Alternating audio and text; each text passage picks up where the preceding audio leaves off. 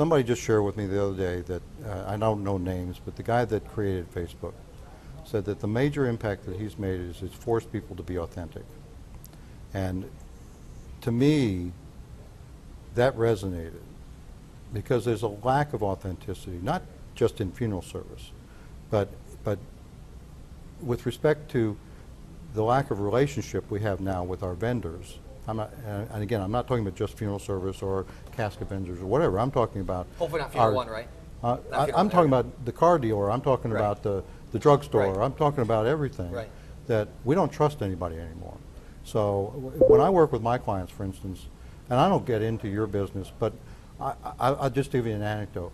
I was working with a client recently, and I just happened to get on his Facebook, and the next time I went into his office, I said, I went into his website. I said, pull up your website, and it did. I said, go to the About page. And I just said, what is the matter with you? And he said, what's the problem? I said, are you sitting on a pole? And he goes, what are you talking about? I said, it looks like somebody shoved something up your butt. And I said, what is the matter with you? And now it's got it all cleaned up. He looks like a person. Instead of it looks like somebody's just... And to your point, it's really, I think the takeaway is, it's about building, social media, online, internet, is about a personality. A persona, a personality. You've got to create likability. So you've got to be a likable person. Thank you. You have to, on top of that, the transparency factor. Approachability. Approachable, educational, thought leadership, right? Social proof. That's the other point I wanted to drive home with is when you see, when you talk about Mark Zuckerberg's statement from Facebook, it's what social media has done and what the internet's helped us do is creating that authentic, trusted brand of not trusting what the company says, but most importantly, trusting what the community is actually saying, because they're the ones that are actually either liking your page or they're interacting with you. Or if you've ever been to a product page and seen reviews on a site, if I go to a product, I'm on Amazon as an example, and if I see, a product has 78 people and 5 stars, and one's got 2 stars, but 2 people that have rated it, I'm going to be a lot more likely to actually trust that the other product with all the ratings is going to be a lot better product for me, because I'm trusting the community. But what social media does, to take it even further, is it allows you to see your friends and what the buying decisions of your friends are in relationship to the things that you might be looking at. So it can create a huge impact of creating influence, because when you see somebody else doing something, or it's trusted with people in my community as an example, that's so powerful. And I hear funeral professionals all the time say, well, we're scared of having a Facebook page. I heard this one for several years. And they were scared of it because what if somebody leaves a negative comment? Yeah, right. That's good, actually. I'm actually going to go against the grain and say this. It's good, because you want to create that authentic brand that is trustworthy, and it's just like a builder.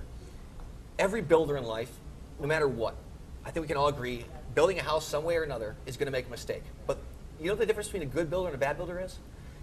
The bad builder doesn't return your phone call when you tell him something's wrong. Right. The good builder does, and that's what builds that authentic brand that people are going to rely and trust on, because at the end of the day, they all know you're going to make mistakes. Let me give you some feedback here on that, because I'm all there, and I haven't seen it yet. Maybe you have seen it. Right. But I am a major advocate. I have not seen it yet, but for funeral homes to put that 5-star rating comment section on their homepage, both negative and positive, and invite the public with literature in the funeral home to comment, not just the families, right, with one proviso, and that is that they are able to respond, not delete, but respond to the negative comments. And let me share a personal story. Last December, I was shopping for a car, and car dealers do this. Right. And I would go on and I would read the ratings. And one car dealer I was looking at had a vituperatively negative comment. I mean, this person just went off, hysterical. All the other comments were anywhere from 5, 4, 3. All right, but this one was off the top. And the car dealer responded and said, this is what happened, very authentic, this is what we did, there was nothing else we could do. It was a very rational, very reasonable thing. I read that comment, I said, okay, I know what happened. And that's fine. They're not hiding behind problems. They're coming out front. And they came out very well. And you probably trust them now more than you would absolutely, absolutely. But my point is, I'm used to that. I don't buy major products. In fact, I don't buy books. I buy a lot of books, but I don't buy books without you reading the reviews. I don't buy a major product, and I certainly don't buy a product I don't know anything about without looking for the for the star rating. And I think that funeral homes would be well advised to put that on their homepage. To your point too, I'm a huge believer in obviously the transparency and authenticity of putting things out there. And when you have a negative comment, it gives you a chance to respond to it. And Yes. it gives you a chance to build that trust and that's what the consumer of today wants. They're already here. They're just waiting for us all to adapt to it more and more. And the thing about that is that now you are part of the conversation. That negative comment's out there, and you were never part of the conversation before. But at least you have the chance to say something. And to your point, that's the thing about social is it's stronger than ever because you have a chance now to actually react to something that's happening. And plus, not only the factors that we're talking about, but just the theory of if your staff and everyone at your firm knows that you're going to be actually commented and rated on your service, your level of service should increase because at the end of the day, they know the transparency is going to be there. So if they don't give the most meaningful service possible to those family members, it's going to come out one way or another. And it was before, but you never knew about it as much. Well, and more to the point, if you invite the public beyond the family, you're going to start to get input as to how you can shape your future services and begin to modify, answer this question, what do we need to look like in the future? Exactly. And again, hooking back around to what we talked about earlier, the only way to create this change that I think that we're both preaching for is the takeaway is, if I was to put it in an action step, it's making sure that your marketing, your website, and everything you're doing is about authenticity. It's about transparency. It is about not designing everything for you.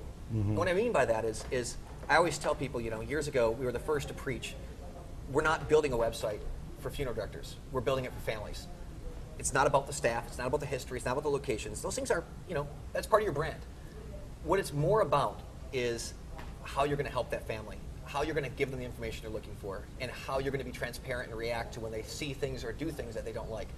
And if you're not doing something that's getting people to go on one way or the other, you're probably not trying hard enough because the reality is, with any change, with coming things different, if you try to be too vanilla to everybody, you're never going to make everyone happy. And I think the reality is you got to focus your efforts on saying this is what we believe in. It's not going to be perfect, and we're going to learn from it, and we're going to make it that it's a constant iteration that we go through. Joe, I'm a strategist.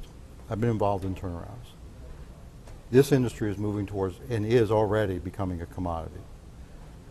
If you've ever studied strategy, you know that the number one strategy when your industry is becoming a commodity is to let people know what you stand for.